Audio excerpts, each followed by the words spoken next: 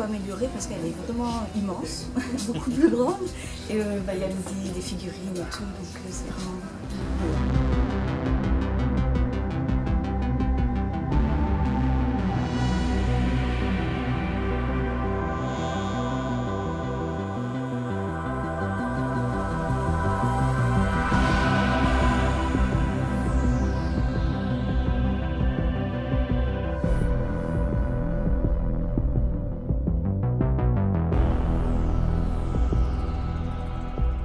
C'est du bien, c'est super bien, on change, on s'agrandit, on multiplie un petit peu le volume, on élargit la gamme pour faire un peu plus plaisir à tout le monde.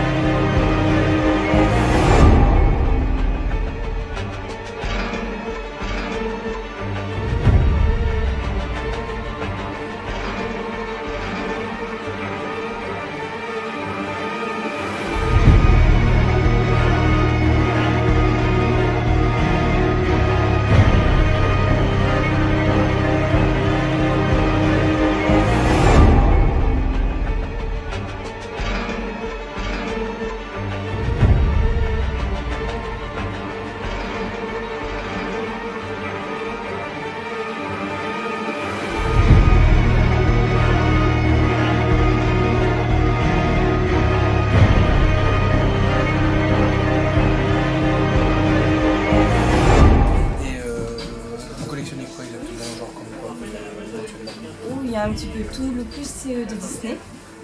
J'en ai aussi de certains de Game of Thrones. Sinon c'est des mangas aussi. Tout ce qui est Fairy Tail, Et donc vous avez connu la boutique de Nicolas sur rue de Roumette, oui. Je suppose. Qu'est-ce que vous pensez comme changement depuis avec cette bibliothèque qui est de plus aujourd'hui? Je trouve que franchement ça s'est beaucoup amélioré parce qu'elle est vraiment immense, beaucoup plus grande. Et il y a des figurines et tout, donc c'est vraiment mieux. Quelle est votre pop que vous recherchez le plus, que vous aimeriez bien acquérir à tout prix? À tout prix, celle qui me manque, c'est celle de Death Note, Ryuk. Donc vous êtes prête à éventuellement à mettre des grosses sommes quand on voit les prix de certaines pop? Je pose juste la question.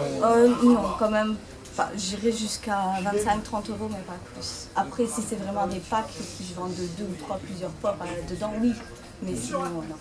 Vous êtes une collectionneuse, donc on va dire raisonnable. Oui. Votre collection monte à combien de pop? Plus d'une centaine. Plus d'une centaine. Et justement, est-ce que vous trouvez que c'est vraiment très bien d'avoir ouvert une boutique comme ça sur Moucron? Est-ce que vous croyez que les pop c'est une question de mode ou pas, que d'ici quelques années on aura pu parler? Moi je dirais que non, parce que je suis sur des groupes de différents, justement, des collectionneurs de pop, et il y en a en fait qui les collectionnent déjà depuis un certain temps. Donc un effet de mode, oui, mais ça continuera à durer. Donc vous partagez peut-être la passion avec votre compagnon? Non, c'est que moi les pop, mon mari c'est autre chose. D'accord, c'est plus les figurines. Les figurines? Les figurines et les BD. Justement. Donc justement, est-ce que c'est pas dur des fois d'allier les deux passions comme ça? Parce que moi je vois avec mon fils qui a énormément de pop aussi. Il aussi de la place. Est-ce que les femmes vous mettez en question de dire j'en ai trop, j'arrête ou quoi? Pour l'instant, ça va, mais c'est sûr qu'à un moment, j'aurai plus de place dans ma vitrine, oui, ça c'est sûr, mais bon, on trouve toujours de la place quand on ouvre. Un pop pour vous, ça doit rester dans sa boîte ou ça sort?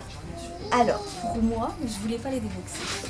Parce que avec mes enfants, j'avais pas le moyen de les mettre en sécurité.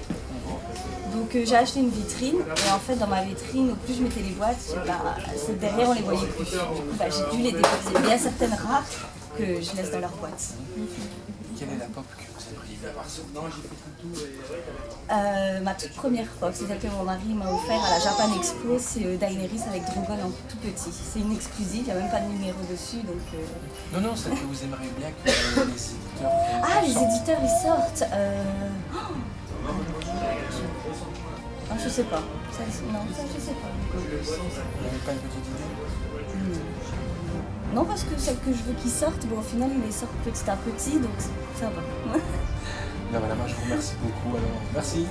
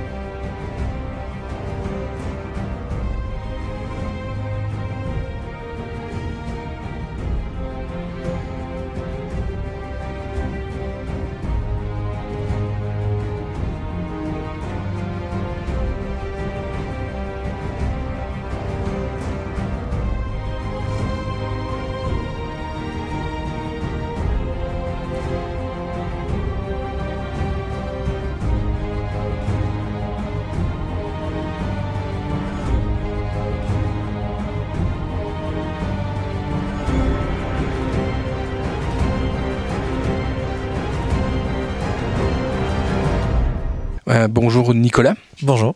Alors ça fait quoi d'être dans ces nouveaux locaux? Ça fait du bien, c'est super bien, on change, on s'agrandit, on multiplie un petit peu le volume, on élargit la gamme pour faire un peu plus plaisir à tout le monde. Pourquoi cette envie de changer même pas un an après? Est-ce qu'il y a beaucoup de demandes? Il y a énormément de demandes, c'est pas une envie, c'est un besoin. Si tu restes dans un local un peu plus petit et clos, on va rester dans la catégorie du petit magasin. Et à partir du moment où tu grandis et que tu exploites et que tu montres ton envie et ton désir, et à ce moment-là, tu as un peu plus de clientèle qui revient. Ben là, on a remarqué déjà, on a attendu un petit moment que tu aies un petit peu moins de répit, justement. Non seulement tu es donc patron de ta boutique, ta propre boutique, mais aussi tu es collectionneur de pop, je crois. Tout à fait. Je suis moi-même collectionneur. Ouais. Et justement, ta collection monte à combien? En quantité ou en valeur? En quantité, la valeur... En quantité, on est à 250, un petit 250. Un petit 250. Est-ce que tu comptes faire comme ton ancienne boutique, les exposer pour un peu faire saliver certains de tes clients peut-être? Alors justement, non, je ne les expose plus parce que j'ai eu pas mal de réflexions négatives sur ce côté-là, dans le côté où certaines personnes n'acceptaient pas le côté où on pouvait voir certaines pièces plutôt rares, ce que je voulais faire, partager ma collection, et ne pas pouvoir les acheter. Donc du coup, j'ai essuyé pas mal de critiques là-dessus, donc non, je ne le ferai plus. Je trouve que c'est un peu dommage, parce qu'au contraire, moi, ça me donne envie d'essayer de trouver le Graal. Ouais, tout à fait, c'est mon idée aussi à moi, mais non. Beaucoup de gens m'ont... Allez, beaucoup c'est exagéré, mais j'en ai quand même pas mal qui essuyaient le côté à dire ouais, mais c'est un petit peu de l'exhibition et un peu flatté pour montrer qu'on a une belle collection.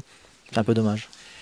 Justement, là, on voit qu'il y a vraiment un bon rayon, beaucoup de gamme. Est-ce que tu comptes après, parce que là, c'est le rush aujourd'hui, hein, mais répertorié par thématique? Oui, bien sûr. Alors le but ici, c'était de pouvoir ouvrir déjà au plus vite, puisqu'on a essuyé pas mal de jours de travaux. Et ensuite, oui, le but est ensuite de faire une thématique, quand c'est possible forcément, parce qu'il y a certaines choses qui sont pas forcément classables. Mais oui, le but est ça aussi, c'est d'annoncer aussi, d'aider le consommateur à expliquer, parce que chez Funko, on part dans des pop où ils sont vite volt, donc retirés de la fabrication, et je voudrais faire un écart de ça et montrer aux gens, faire attention, il vous plaît, mais prenez-le assez vite, puisque regardez, je le mets dans un rayon où J'invente rien, c'est vérifiable sur Internet qu'ils ne seront plus fabriqués, donc plus disponibles. Donc profitez-en avant que le prix monte, quoi. Justement, quels genres de pop sont amenés à disparaître très vite du marché? Moi, je me suis laissé dire que c'est généralement beaucoup des musicaux, généralement, qui sont les premiers à partir très vite obsolètes.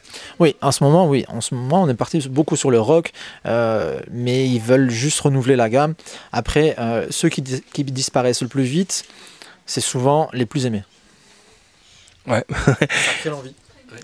Et justement, en parlant de ça, est-ce que tu crois pas que des fois, quand je regarde un petit peu la collection de pop qui sort, hein, qui commence à faire un peu n'importe quoi avec certains personnages. Je prends l'exemple Diana, même si j'ai rien contre, tout ça, est-ce que ils poussent pas un peu le délire un peu trop loin? Ils veulent élargir un peu trop la gamme aussi, c'est mon idée aussi. Maintenant, s'il y a de la demande, j'imagine que s'ils le font, c'est qu'il y a une demande dessus, donc... Ouais, je pense qu'ils s'élargissent peut-être un peu trop, mais je pense que c'est leur erreur qu'ils vont apprendre qu'il faut se recentrer sur le principal, à mon avis. Est-ce que pour toi, pop veut dire aussi phénomène de mode, et peut-être que dans 4-5 ans, ça serait fini ou pas, ou crois-tu plutôt que ça va continuer à grimper de plus en plus? Tout est possible, hein. Tout est possible dans le sens où oui, ça se peut que dans 2-3 ans, pop est passé. Tout comme ça ne l'est pas. On prend l'exemple des timbres et des cartes téléphoniques. À l'heure d'aujourd'hui, il faut encore trouver une cabine téléphonique dans la rue. Il y a encore énormément de gens qui collectionnent les cartes. On a encore même phénomène sur les timbres, sur les cartes Pokémon. Maintenant, sur le pop, on a quand même une dizaine d'années de retard par rapport aux États-Unis. On voit qu'aux États-Unis, il y a encore un engouement énorme dessus, mais vraiment énorme. Il y a une chasse qui s'y fait. Dès qu'ils font un magasin spécial Funko, il y a une file d'attente de plus de 2 heures pour y rentrer. Donc, je pense qu'on a encore des beaux jours devant nous. Maintenant, il ne faut pas non plus s'asseoir dessus en se disant c'est bon, je ferai ça toute ma vie. Il faut s'adapter aussi aux produits du moment. Ce qui est bien aussi, c'est qu'ici à Moucron, tu réponds à l'offre et à la demande parce qu'il n'y avait justement pas de... Moi, j'appelle ça plutôt une boutique aussi consacrée au 7e art, au cinéma, parce que non seulement maintenant tu as les pop, mais tu as aussi les t-shirts et des produits dérivés sur le cinéma. Et je crois que le Moucronois va être vraiment réceptif à ce genre de choses. Moi, mon idée première, quand j'avais ouvert la première boutique, était de partager le côté collection avec le côté cinématographique. C'est un milieu qui me plaît et c'est un domaine que j'adore, même si voilà, je ne suis pas un spécialiste dedans ou quoi que ce soit, mais c'est quelque chose que je vois qui me manque énormément ici. Et le problème, c'est que quand ça me manque, le peu de fois qu'on en trouve, ça a des prix exorbitants. Le fait qu'on puisse avoir ça chez nous dans des prix raisonnables, je pense que ça pourrait avoir un plus et peut-être même faire travailler d'autres commerces.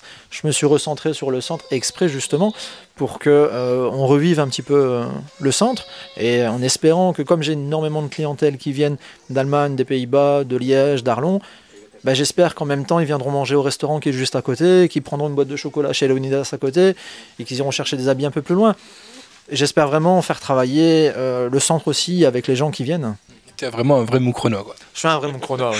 Là, justement, la boutique, c'est pop, mais aussi tu as d'autres projets que nous n'allons pas trop dévoiler. Ah, tout à fait. Mais au mois de mai, on t'attend sur autre chose. Il y a un petit peu un petit truc qui va se faire au mois de mai, un petit truc sympathique, une petite bouffe entre amis qui peut se faire et que oui, tout à fait. Et de toute façon, même ici, la nouvelle boutique, ça n'est pas un aboutissement du tout ici. C'est une étape. Ah, t'as déjà il y a d'autres choses qui sont en préparation et qui pourraient encore une fois faire plaisir à tout le monde. D'accord. Juste deux petites questions. Le pop que tu aimerais bien de voir que Funko sorte, pour toi, ton rêve, ce serait? Pink, à la chanteuse Pink. La chanteuse Pink. Ça peut se faire. Il faudrait peut-être qu'elle sorte un album de nouveau et puis peut-être. Elle relance des concerts. Elle est de retour en tournée donc. Voilà. Ouais, Pink. Moi, c'est mon petit truc. Et ton Graal, ton pop à toi, que j'adore. Que t'adores? Boo. D'accord, ok. Je vais juste te laisser annoncer ta nouvelle adresse, où les gens peuvent te contacter, le numéro de téléphone s'ils peuvent demander si tu as parce que t'es quelqu'un de très serviable et tout ça, donc voilà. C'est gentil. Donc voilà, vous pouvez nous retrouver ici, dans la boutique Pop Moucron, au 33 Petite Rue. C'est dans la Grande Place, dans la rue piétonne de Moucron. Vous pouvez me rejoindre au 0473 711 387 ou par email sur popmoucron@gmail.com ou via Facebook, surtout Pop Moucron. Tous nos invités, toutes nos rentrées sont sur le site. N'hésitez pas. Je te remercie Nico. Merci.